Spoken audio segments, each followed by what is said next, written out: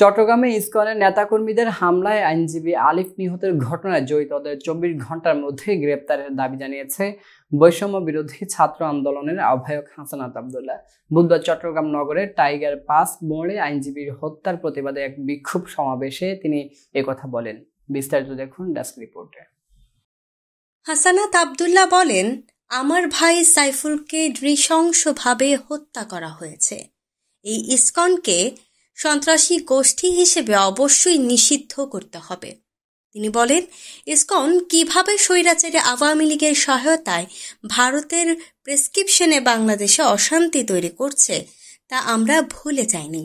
ধর্মের দোহাই দিয়ে উগ্রবাদী সংগঠন পরিচালনা করলে বাংলাদেশে এক হাত জায়গাও দেওয়া হবে না। বৈষম্য বিরোধী ছাত্র আন্দোলনের আহ্বায়ক বলেন, বাংলাদেশে সব ধর্মের সহাবস্থান থাকবে। সবার অধিকার রক্ষায় আমরা কাজ করব। সবাইকে ঐক্যবদ্ধ থাকতে হবে।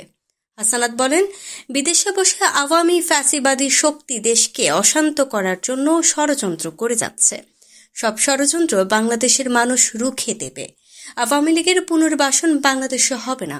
সমাবেশে জুলাই শহীদ স্মৃতি ফাউন্ডেশনের সাধারণ সম্পাদক সার্জিস আলম বলেন, এই চট্টলায় ইসকনের কোনো জায়গা হবে না।